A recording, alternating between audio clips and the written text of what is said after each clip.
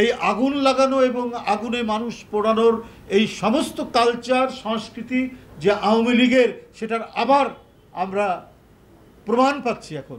তখন তো রাষ্ট্র ক্ষমতাকে ব্যবহার করে বিরোধী দলের বিরুদ্ধে তারা অপপ্রচার চালিয়ে গেছে, কিন্তু ওরাই যে করেছে তার প্রমাণ এখন বিভিন্ন বাসে আগুন দেওয়া, গাজীপুর, ঢাকা এবং সারা বাংলাদেশের কয়েকটি জায়গায় তারা আগুন দিচ্ছে এবং আগুনে মানুষে মারছে, মানুষে পুড়িয়ে মারছে।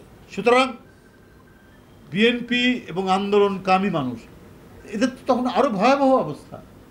একদিকে পুলিশ, একদিকে র্যাব, একদিকে আয়নাঘর, একদিকে টর্চার, অত্যাচার, রিমান্ডের নামে পাড়ায় মহল্লায় বসে থাকে যুবলীগ, ছাত্রলীগ। তার মধ্যেও বুক উঁচিয়ে যারা গণতন্ত্র নিশ্চিত করার জন্য সংগ্রাম করেছে, তারা তো মহাবিপ্লবী, তারা তো আদর্শবাদী সৈনিক।